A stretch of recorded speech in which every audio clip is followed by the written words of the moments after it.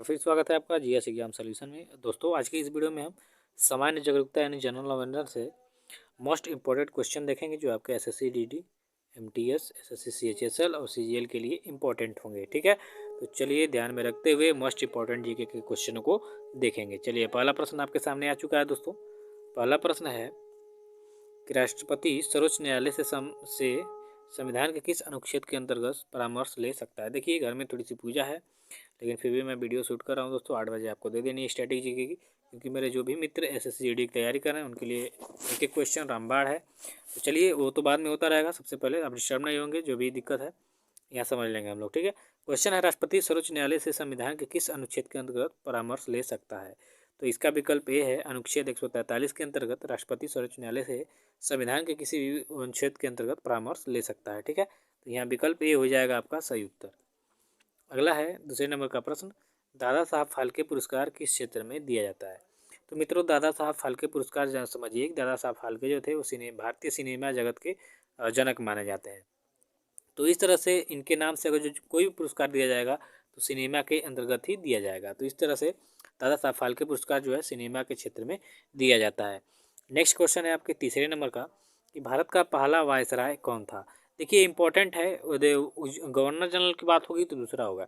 Viceroy का जो post है दोस्तों वह आपके 1858 से स्टार्टिंग हुआ था और उस समय जो है लॉर्ड कैनिंग जो थे वो भारत के गवर्नर जनरल थे। तो जब 1858 में वायसराय का पोस्ट आया तब ये क्या हो गए, प्रथम वायसराय हो गए। ठीक है, और लास्ट गवर्नर जनरल। तो लॉर्ड कैनिंग जो थे पहले वायसराय थे।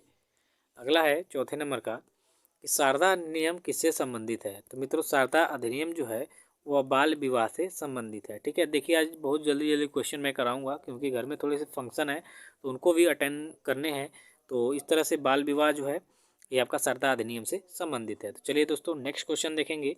ठीक है, पाँचवें नंबर का प्रश्न है कि इस ग्रह को बौना, यहाँ बौना होगा, बौना ग्रह कहा जाता है। तो देखिए दोस्तों प्लूटो जो है, प्लूटो को बौना ग्रह कहा जाता है।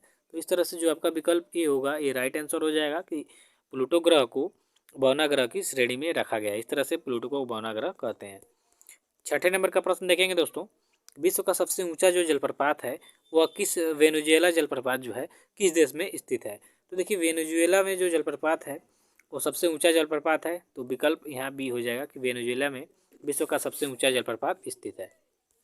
अगला है सातवें नंबर का, श्री वेंकटेश्वर राष्ट्रीय उद्यान कहाँ पर स्थित है। तो देखिए श्री वेंकटेश्वर राष्ट्रीय उद्यान जो है मित्रों वो आपके आंध्र प्रदेश राज्य में स्थित है। तो जो आपका विकल्प सी होगा यही क्या हो जाएगा, सही उत्तर हो जाएगा कि श्री वेंकटेश राष्ट्रीय उद्यान आपके आंध्र प्रदेश में स्थित है। अगला है आठवें नंबर का प्रश्न, सुप्रीम कोर्ट की प्रथम महिला न्यायाधीश कौन थी। दोस्तों सुप्रीम कोर्ट जो भारत का एससी है, सुप्रीम कोर्ट उच्चतम न्यायालय, उसकी अगर जो प्रथम महिला न्यायाधीश की बात करेंगे तो आपकी फातिमा जो बीवी हैं ये क्या थी, सुप्रीम कोर्ट की प्रथम महिला न्यायाधीश थी। ठीक है, तो विकल्प यहाँ डी हो जाएगा इसका सही उत्तर। 90 नंबर का प्रश्न देखेंगे, कांग्रेस की प्रथम महिला अध्यक्ष कौन थी। तो कांग्रेस की प्रथम महिला अध्यक्ष के बारे में अगर जो बात करेंगे दोस्तों तो एनी बेसेंट जो थी ये आपकी कांग्रेस की प्रथम महिला अध्यक्ष थी। तो विकल्प यहाँ ये हो जाएगा सही उत्तर। चलिए 10वें नंबर का प्रश्न देखेंगे कि मसालों का बगीचा किस राज्य को कहा जाता है। वेरी इंपॉर्टेंट क्वेश्चन है दोस्तों। तो मसालों का बगीचा जो है वो केरल को कहा जाता है। ठीक है, भारत में मसालों का बगीचा जो है केरल राज्य को कहा जाता है। तो विकल्प यहाँ पे बी हो जाएगा आपका राइट आंसर। अगला है 11 नंबर का कि गंगोत्री राष्ट्रीय पार्क कहाँ पर स्थित है। मस्ट इंपॉर्टेंट है एसएससी जीडी वालों के लिए भाई, एक एक प्रश्न आपके लिए रामबाण है, ध्यान से देखिएगा। देखिए गंगोत्री जो है उत्तराखंड में स्थित है, यहाँ से गंगा निकलती है। तो जाहिर सी बात है गंगोत्री राष्ट्रीय पार्क जो होगा आपके उत्तराखंड राज्य में स्थित होगा। तो विकल्प यहाँ आपका सी हो जाएगा उत्तराखंड सही उत्तर। अगला होगा 12वें नंबर का प्रश्न दोस्तों। 12वें नंबर का प्रश्न है कि हैदराबाद किस नदी के किनारे बसा हुआ है। तो यह इंपॉर्टेंट प्रश्न है दोस्तों कि हैदराबाद जो है आपकी मूसी नदी जो है, मूसी नदी इसी के किनारे पे बसा हुआ है। ठीक है, चलिए तो इसका राइट आंसर हो जाएगा मूसी नदी। ठीक है, हैदराबाद जो है आपके मूसी नदी के किनारे पर स्थित है। नेक्स्ट क्वेश्चन देखेंगे 13वें नंबर का कि भू राजस्व की दर किसके शासनकाल में सबसे अधिक थी। देखिए यह बहुत ही इंपॉर्टेंट क्वेश्चन है दोस्तों कि भू राजस्व की दर किसके शासनकाल में सबसे अधिक थी। तो देखिए जो अलाउद्दीन खिलजी यानी खिलजी वंश से संबंधित राजा था अलाउद्दीन खिलजी, ठीक है, सिकंदर सानी इसने उपाधि धारण की थी। तो इसके समय में भू राजस्व की जो दर थी वो सबसे अधिक थी, ठीक है। तो विकल्प यहाँ पे ये हो जाएगा सही उत्तर। अगला है 14वें नंबर का, जगन्नाथ मंदिर किस राज्य में स्थित है। देखिए बहुत इंपॉर्टेंट प्रश्न है। जगन्नाथ मंदिर के बारे में आप लोग सभी जानते होंगे, तो यह उड़ीसा राज्य में स्थित है, ठीक है। तो विकल्प यहाँ पे भी हो जाएगा आपका सही उत्तर। अगला है 15 नंबर का, भारत में राष्ट्रीय विज्ञान दिवस कब मनाया जाता है। देखिए 28 फरवरी को भारत में प्रतिवर्ष राष्ट्रीय विज्ञान दिवस मनाया जाता है। तो यहाँ विकल्प सी होगा इसका राइट आंसर कि 28 फरवरी को राष्ट्रीय विज्ञान दिवस मनाया जाता है।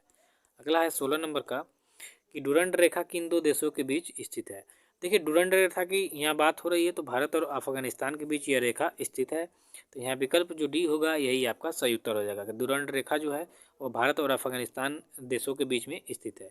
यह जो भारत और अफगानिस्तान की अंतर्राष्ट्रीय सीमा है उसी का नाम है डुरंड रेखा।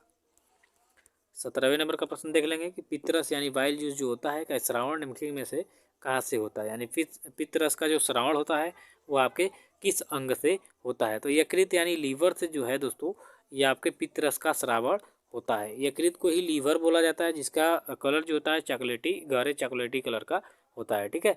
तो पितरस जो होता है यानी बाइल जूस, इसका श्रावण आपके यकृत से होता है।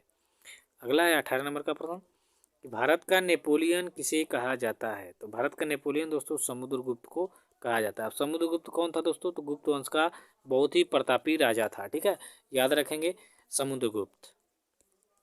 19 नंबर का प्रश्न है कि विटामिन की खोज किसने किया था।